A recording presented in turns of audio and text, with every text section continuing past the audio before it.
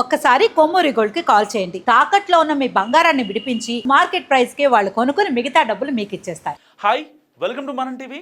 మనం టీవీ ఉన్నది మన కోసం. నేను మీ జర్నలిస్ట్ మనోజ్. సో చర్లపల్లిలో జరిగిన దారుణ ఘటన నిజంగా దేశవ్యాప్తంగా సంచలనం క్రియేట్ చేస్తుంది. దానికి సంబంధించి ఒక సీసీటీవీ ఫుటేజ్, దాంట్లో ఒక వ్యక్తి అనుమానాస్పదంగా తిరుగుతున్న ఆ వీడియో కూడా ఇప్పుడు రైల్వే పోలీసులు మనకి ఎక్స్క్లూజివ్గా అందించారు. ఒక్కసారి ఆ వీడియో గురించి మాట్లాడుకునే ముందు అండ్ దొరికాడు మన టైటిల్. సో కొత్త సీసీటీవీ ఫుటేజ్. ఇప్పటిదాకా కేవలం ఆవిడ చర్లపల్లి రైల్వే స్టేషన్లోకి ఎంటర్ అయిన వీడియో మాత్రమే చూసాం, అవునా? ఇప్పటిదాకా వాళ్ళు ఎలాంటి భయం లేకుండా చచ్చిపోదామని ఫిక్స్ అయిపోయారు. ఆ రోజున జనవరి 29 నైట్ 11:30 PM వాళ్ళు స్టేషన్లోకి రావడం అండ్ 45కి అయితే 2-3 ప్లాట్ఫామ్లోకి ఎంటర్ అవ్వడం, ఆ స్టెప్స్ దిగుతున్నప్పుడే ఒక ట్రైన్ వెళ్ళిపోవడం అండ్ దాని తర్వాత వాళ్ళు ప్లాట్ఫామ్ పైకి వెళ్ళిన తర్వాత సో ఆ ప్లాట్ఫామ్ అయినే దాదాపుగా 200 మీటర్లు నడిచిన ఆ సీసీటీవీ ఫుటేజ్ ఎక్కడికి వెళ్ళారు, ఏ ట్రైన్ గుద్దింది అనేది చాలా క్లియర్గా చూపించే ప్రయత్నం చేస్తా. మీకు scene to scene, pin to pin చెప్పే ప్రయత్నం కూడా చేస్తా. మస్ట్గా స్కిప్ చేయకుండా చివరకు చూసి నాకు మీ రివ్యూ అనేది చాలా ఇంపార్టెంట్. ఎందుకంటే ఇలాంటి ఘటనలు మరొక విజయారెడ్డి లాంటి మరొక మహిళ ఇలాంటి ఘటనలకు బలవ్వకుండా ఒక సిన్సియర్ సజెషన్ మీ తరపు నుంచి, మనం టీవీ తరపు నుంచి నేను మిమ్మల్ని అడుగుతున్నా. సో మస్ట్గా కామెంట్ చేసే ప్రయత్నం చేయండి. ఒకసారి మీరైతే ఈ సీసీటీవీ ఫుటేజ్ చూడండి. ఎంటర్ అయ్యారు లోపలికి.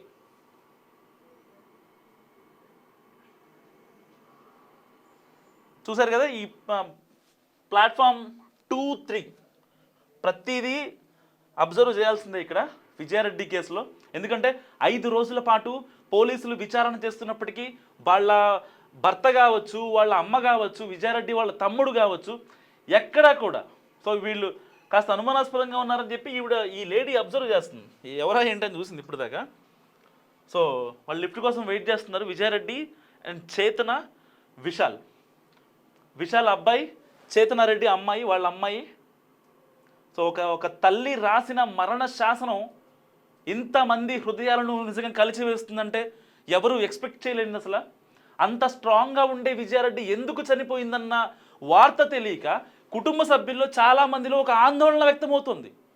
అసలు పిల్లల్ని వాళ్ళ భర్త సురేందర్ రెడ్డి దుబాయ్లో ఉన్నప్పుడు కూడా ఎలాంటి ఇబ్బందులు పెట్టకుండా తను ఒక సాఫ్ట్వేర్గా తను తినలేదా, ఎంత స్ట్రెస్ ఉందా, ఎంత వర్క్ ఉందా, ఏమనేది పన్నీ పక్కన పెట్టేసి పిల్లల కోసం జీవించిన విజయారెడ్డి ఇవాళ పిల్లల్ని తీసుకునే వాళ్ళ మరణ శాసనాన్ని విజయారెడ్డి రాసిందని చెప్పాలి.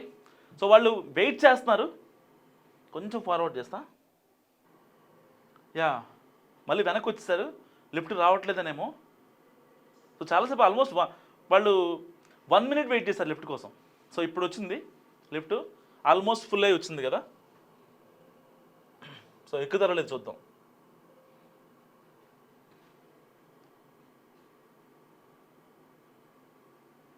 "11:32కి కార్ పార్కింగ్ చేసిన తర్వాత లోపలికి వచ్చిన తర్వాత ఎక్కడ టైం కిల్ అయిందా అనుకుంటున్నా. ఎందుకు అక్కడ గంట జరిగింది, ఆ గంట దేనిగా అనుకుంటున్నా. అంటే కొన్ని ల్యాక్స్ ఉన్నాయి. యాక్చువల్గా వీళ్ళు ఇక్కడ వెయిట్ చేయడం కావచ్చు, పర్టికులర్గా 2-3, ఎందుకంటే మిగతా ప్లాట్ఫామ్స్లో వెళ్ళొచ్చు, అక్కడ కూడా ట్రైన్స్ వస్తాయి. కానీ ఈ యొక్క 2-3 ప్లాట్ఫామ్స్లో అయితే మెయిన్ ఎక్స్ప్రెస్లు ఉన్నాయో వాటన్నీ చాలా ఫాస్ట్గా వెళ్తూ ఉంటాయి. సో ఆ 2 and 3 యాక్సెస్కి ఒక రోడ్డు కూడా ఉంటుంది అనమాట, యాక్సెస్. సో యాక్సెస్ పాయింట్ కోసం వీళ్ళు పర్టికులర్గా 2-3 ప్లాట్ఫామ్లోకి వెళ్ళారు అండ్ ప్లాట్ఫామ్కి వచ్చేసారు. సో వీళ్ళే వస్తున్నారు.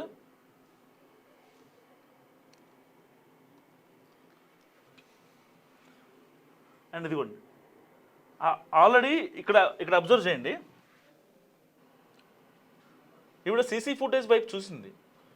అంటే ఇప్పుడు ఇదే విజువల్లో వాళ్ళు ఎప్పుడైతే 11:35కి స్టేషన్లోకి ఎంటర్ అవుతూ ఉంటారో దీనికన్నా ఒక సరిగ్గా 10 నిమిషాలు 5 నిమిషాల ముందు ఆ టైంలో వాళ్ళ ఫేస్లో ఎలాంటి బెరుకు లేదు.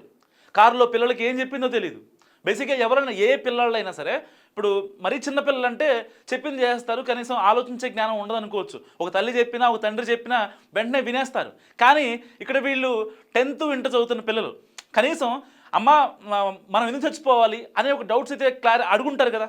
Basic question. ఆ అమ్మాయి ఏం చెప్పాలి విజయారెడ్డి వాళ్ళ పిల్లలకి? నా వల్ల కావట్లేదు, నేను చచ్చిపోదాం అనుకుంటున్నా.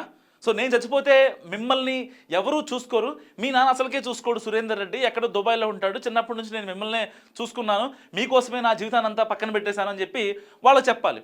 సో ఆ పాయింట్లో కనీసం ఆ అబ్బాయి కానీ ఆ అమ్మాయి కానీ ఎవరు కూడా మాట్లాడే ప్రయత్నం చేయలేదంటే అంటే వాళ్ళ అమ్మని ఎంత నమ్మారో ఇక్కడ ఆ లవ్, ఆ బాండింగ్ అనేది అయితే ఉందో అది చాలా ఇంపార్టెంట్. ఒక తల్లికి, ఒక కొడుకు కావచ్చు, కూతురికి కావచ్చు. సో ఇలాంటి నేపథ్యంలో ఆ అమ్మాయి ఎప్పుడైతే ఎంటర్ అవుతున్నారో అసలు సస్పీషియస్గా లేదు, కానీ ఈ ప్లాట్ఫామ్ ప్రెమిసెస్లోకి ఎప్పుడైతే ఎంటర్ అయిందో కాస్త సస్పీషియస్నెస్ కనిపించింది. సో ఇది ఎక్స్క్లూజివ్గా మీరు మనం టీవీ స్క్రీన్పై చూస్తున్నారు. ఇదిగోండి ఎగ్జాక్ట్లీ చూసుకోండి కరెక్ట్గా. ఎప్పుడైతే ఈవిడ ఇక్కడ చేంజ్ అయిందో సీసీ కెమెరాకి వెళ్ళి చూసింది. అంటే కావాలని అనమాట. అంటే సీసీ కెమెరా ఉందా లేదా, ఎన్ని క్యామ్స్ మనం చూస్తున్నాయి అనే ఒక ఉద్దేశం చూసింది.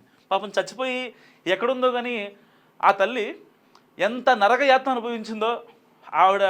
అంటే ఆవిడ ఎలాంటి మాటలు చెప్పాల్సిన అవసరం లేదు, అక్కడ ఆవిడ ఎక్స్ప్లెనేషన్ ఎవరికి ఇచ్చుకోలేకపోయింది, కానీ ఆవిడ స్ట్రాంగ్ ఉమెన్ అని చెప్పి అందరికీ తెలుసు. సో ఇక్కడ వీళ్ళు ముగ్గురు వెళ్తున్నారు. దాదాపుగా ఒక 200 మీటర్స్ ఉంటుంది అనమాట వాళ్ళు స్టెప్స్ దిగిన దాని దగ్గర నుంచి.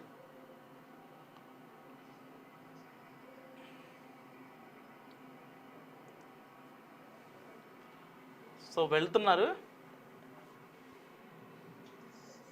యా మళ్ళీ సీసీ కెమెరా పొజిషన్ మారింది. సో ఇది ఐ థింక్ ఇది లాస్ట్ వ్యూ అనుకుంటా, లాస్ట్ వ్యూ పాయింట్ అనుకుంటుంది. ఇతను ఎవరైతే ఉన్నారో సరిగ్గా అబ్జర్వ్ చేయండి. ఈ వ్యూ మారిన తర్వాత చూపిస్తాను మీకు. యా వీళ్ళు ముగ్గురు ఇక్కడికి వచ్చే ఒక వ్యక్తి ఉన్నారు చూడండి, వాళ్ళని విజయారెడ్డికి చాలా క్లోజ్గా అబ్జర్వ్ చేస్తూ ఉంటుంది. ఆ అబ్బాయి కూడా ఆ విజయారెడ్డి దగ్గరికి రావటం అండ్ లాస్ట్ వరకు మీకు చూపించడం. ఈ పర్సన్ని మాత్రం చాలా బాగా గుర్తుపెట్టుకోండి. ఈ పర్సన్ని గుర్తుపెట్టుకోండి. వాళ్ళకి వెళ్ళి చూశాడు. సో ఆవిడ కూడా కాస్త దగ్గరగా వచ్చింది. అంటే సమ్ లుక్స్లో ఏదన్నా జరిగిందా అక్కడ, అంటే చీకట్లో కాబట్టి కనిపించట్లేదు. మళ్ళీ ఆ అబ్బాయి కాస్త హడావుడిగా రావడం మనం గమనిస్తాం. చూడండి. సో వీళ్ళు వచ్చారు, అక్కడ వాళ్ళ వెనక చుట్టూ ఈ అబ్బాయి కూడా చూస్తున్నాడు. ఈ విశాల్ కూడా అతన్ని అబ్జర్వ్ చేస్తున్నాడు.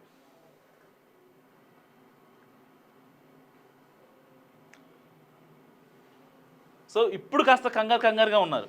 ఇదిగోండి ఈ బ్యాగ్ వేసుకున్నటువంటి వ్యక్తి వాళ్ళని ఫాలో అవ్వటం చాలా క్లియర్గా కనిపిస్తుంది మనం టీవీ స్క్రీన్ పైన మీకు.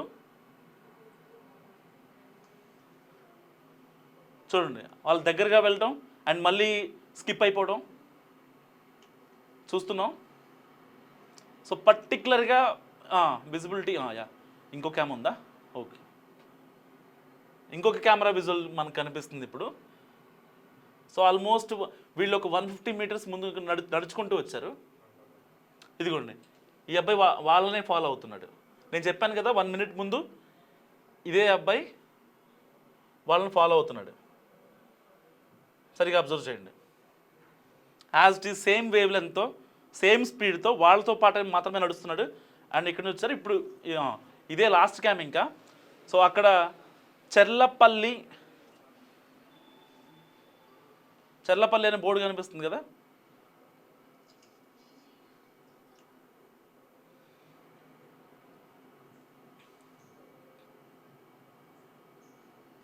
సో ఇదిగోండి వాళ్ళు దాదాపుగా 200 మీటర్స్ నడిచి ముందుకు వెళ్ళారు. ముందుకు వెళ్తున్న క్రమంలో సేమ్ స్పీడ్ మెయింటైన్ చేస్తున్న ఆ 4వ వ్యక్తి ఎవరనేది ఇప్పుడు రైల్వే పోలీసులు తేల్చాల్సి ఉంది. సో అతను చాలా జాగ్రత్తగా నడుచుకుంటూ వస్తున్నాడు. అండ్ వాళ్ళు ఇక్కడ ఆగిపోయిన తర్వాత కూడా తను సేమ్ వీళ్ళు వెళ్ళిన స్పాట్లోకి వెళ్తారు. చూడండి సేమ్ వీళ్ళు వెళ్ళే స్పాట్లోకి వెళ్తారు. అంటే ఇక్కడ యాక్చువల్గా వీళ్ళు ఆగి మాట్లాడుకుంటున్నారు. సో అంటే ట్రైన్ వస్తుందని ఇంకో దానికోసం వెయిట్ చేస్తారు. యాక్చువల్గా వీళ్ళు స్టెప్స్ దిగుతున్నప్పుడు ఈ ప్లాట్ఫామ్ మీద 200 మీటర్స్ నడవకుండా ముందు ఆ ఫుట్ ఓవర్ బ్రిడ్జ్ నుంచి ప్లాట్ఫామ్ మీదకి నడిచే క్రమంలో ఒక ట్రైన్ వెళ్ళిపోయింది కదా. సో దాని తర్వాత జరుగుతున్న డిస్కషన్ లేకపోతే ట్రైన్ కోసం వెయిట్ చేద్దామన్నా పిల్లల్ని మానసికంగా అంటే ఆల్రెడీ కార్లో వచ్చి చెప్పింది. సో ఇప్పుడు మళ్ళీ సెకండ్ సెషన్ స్టార్ట్ అయినట్టు అనిపిస్తుంది నా అనాలిసిస్ ప్రకారం. సో మీరేమనుకుంటున్నారో కూడా మస్తుగా కామెంట్ చేయండి. అండ్ ఆ వ్యక్తి ఆ ఫోర్త్ పర్సన్ ఎవరైతే ఉన్నారో ఆ అబ్బాయి అటు వెళ్ళిపోయాడు. అబ్జర్వ్ చేయండి, ఇదిగోండి ఇక్కడ ఎగ్జాక్ట్గా ఇక్కడ ప్యాసింజర్స్ కూర్చొని ఉన్నారు. అండ్ ఒక 10 సెకండ్స్ మీకు పంపిస్తాను వెనక్కి. సో ఆవిడ ఇక్కడ విజయారెడ్డి ఇక్కడ దాకా వెళ్ళి మళ్ళీ వెనక్కి వచ్చింది.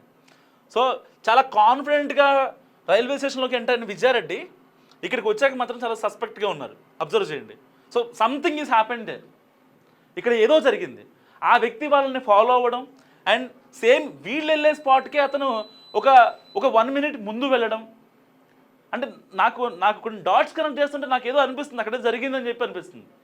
స్టార్టింగ్లో అక్కడ దగ్గరికి రావడం, వాళ్ళ వెనకాలే ఉండడం. ఇదిగోండి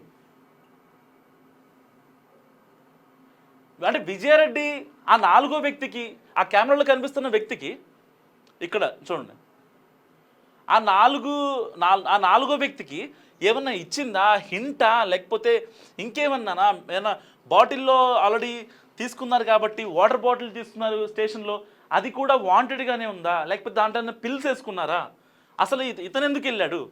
సో ఇదిగోండి వచ్చేస్తున్నాడు చూడండి, హీరో వస్తున్నాడు వెనక్కే. ఎప్పుడైతే వీళ్ళు డిసపియర్ అయిపోతారో మనోడు ఇటు చూస్తున్నాడు,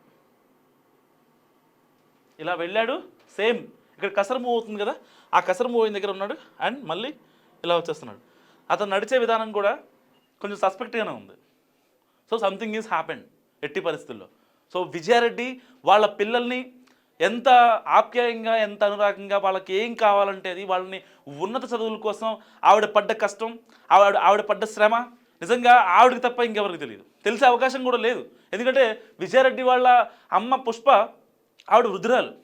సరే దుబాయ్ నుంచి సురేందర్ రెడ్డి వాళ్ళ భర్త ఇంకేమైనా డబ్బులు పంపించా లేకపోతే ఏదైనా చేసినా డబ్బు అనేది ఎంతవరకు?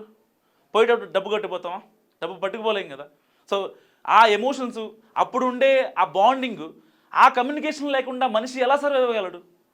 ఒక బాధ వచ్చింది అనుకోండి, ఆ బాధ వేరే మనిషి చెప్పకుండా, షేర్ చేయకుండా ఎన్నాళ్ళని నీలో ఉంచుకుంటావు? సరిగ్గా విజయారెడ్డి అదే చేసింది. ఇప్పుడు ఎట్టి పరిస్థితుల్లో నేను ఎలోన్గా ఉన్నాను. దాని తర్వాత ఇప్పుడైతే ఆవిడ డిసప్పియర్ అయిపోయిన తర్వాత సరిగ్గా 15 నిమిషాల తర్వాత ఇన్సిడెంట్ జరిగింది. దాని తర్వాత ట్రైన్ వస్తుంది. ఆ ట్రైన్ వచ్చిన ట్రైన్ గుద్దిన తర్వాత ఏదైతే ఆ కార్ పార్కింగ్ దగ్గర ఒక రిసిప్ట్ ఇచ్చారు కదా ఆవిడకి, ఆ కార్ పార్క్ చేసేందుకు గాను, ఆ కార్ పార్కింగ్ మీద వెనకాల అమ్మ ఐఎమ్ వెరీ సారీ, నా వల్ల కావట్లేదు, ఈ ఒంటరితనం నా వల్ల కాదు అని చెప్పి అసలు ఆ మెసేజ్ చూస్తేనే చాలామంది గుండెల్లో అసలు రైళ్ళు పరిగెట్టాయి. ఆవిడ రైలు కింద పడిపోవటం ఏంటో తెలియదు కానీ అసలు ఎంతమంది సాఫ్ట్వేర్లు కావచ్చు, ఎంతమంది మహిళలు, ఎంతమంది పిల్లలు, అసలు ఆవిడ అంత బాగుంది చూడటానికి, పిల్లలు ఉన్నారు, వాళ్ళు కూడా పెద్దోళ్ళుగా ఉన్నారు. అలాంటి పిల్లల్ని వేసుకొని ఇన్ని రోజులు వాళ్ళ కోసం అంత కష్టపడి, అంత ఇబ్బంది పడి వాళ్ళందుకే మరణశాసనం రాసిందంటే ఆ తల్లి ఎంత బాధపడిందో అనే మాటలు వినిపిస్తున్నాయి. సో ఈ ఏదైతే విజయారెడ్డి వాళ్ళ అమ్మ కావచ్చు, వాళ్ళ చెల్లెలు కావచ్చు, వాళ్ళ బంధువులు ఎవరన్నా సరే, వాళ్ళు ఉప్పల్ డిపో దగ్గర ఉంటున్నారు కదా, ఆ రాఘవేంద్ర నగర్ కాలనీలో, అక్కడ ఎవరిని అడిగినా సరే వాళ్ళు చెప్తున్న మాట ఒక్కటే, విజయారెడ్డి చాలా ఎమోషనల్ అండ్ చాలా స్ట్రాంగ్గా ఉంటుంది. అండ్ వాళ్ళ ఆఫీస్ కొలీగ్స్ని కూడా విచారించారు పోలీసులు. సో దాని తర్వాత వాళ్ళు చెప్పిన వాస్తవాలు అంటే తెలుసా, ఈవిడ చాలా రోజుల నుంచి డిప్రెషన్లో ఉంది. ఆ డిప్రెషన్ని దాన్ని కొంచెం ప్యారల్ చేయాలి అంటే, దాని కాన్స్టెంట్ స్టేజ్కి తీసుకురావాలి అంటే మాకు టైం పడుతుంది ఎట్టి పరిస్థితుల్లో అని వాళ్ళు కూడా చెప్పారంట.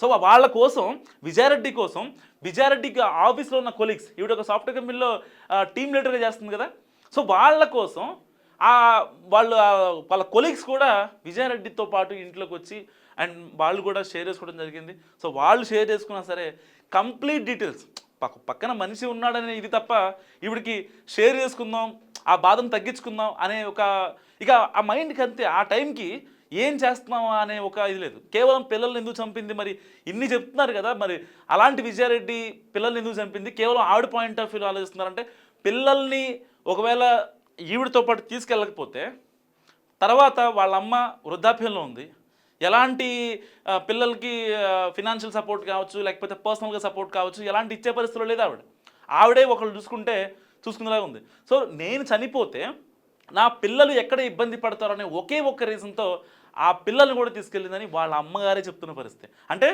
గతంలో ఆవిడంత విజయారెడ్డి వాళ్ళ అమ్మ అంత స్ట్రాంగ్గా చెప్తుందంటే, గతంలో విజయారెడ్డికి తన తల్లికి మధ్య ఇలాంటి డిస్కషన్స్ వచ్చాయి కదా. సో కేవలం సురేందర్ రెడ్డికే ఇలా ఈ ఫ్యామిలీ మీద కావచ్చు, ఇంకో దాని మీద కావచ్చు, ఏం పట్టించుకొని మనస్తాపం. ఇప్పుడు మనస్తాపం చెందితే ఏమవుతుంది నా బొంద? అంతా ఘోరం జరిగాక ఇప్పుడు వచ్చి ఏడ్చడం లేకపోతే ఇంకోటి చేయడం వల్ల సుఖం ఏంటి? ఎప్పుడో 2007లో వీళ్ళిద్దరికి పెళ్ళైతే తర్వాత పాప పుట్టింది, బాబు పుట్టాడు, అంతా బాగానే ఉంది, పిల్లలు బాగున్నారు, ఫినాన్షియల్గా బాగున్నారు, ఫ్యామిలీ బాగుంది. ఇక్కడ lack of emotions, lack of communication, so lack of love.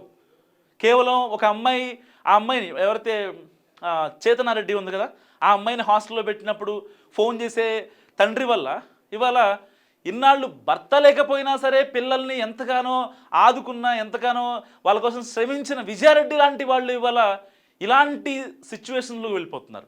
చాలా చదువుకుంది, చాలా డబ్బుంది, మంచి పరపతి ఉంది, మంచి పేరుంది, ఏం లేదు. కమ్యూనికేషన్ అంటే ఒక బాధ చెప్పుకునే మనిషి లేకపోవడం ఇక్కడ ముగ్గురి మరణశాసనంగా తెలుస్తుంది మనకి. సో ఎంటైర్ ఎపిసోడ్ గురించి మీరేమనుకుంటారు మస్ట్ కామెంట్ చేయండి. చూస్తూనే ఉండండి మనం టీవీ.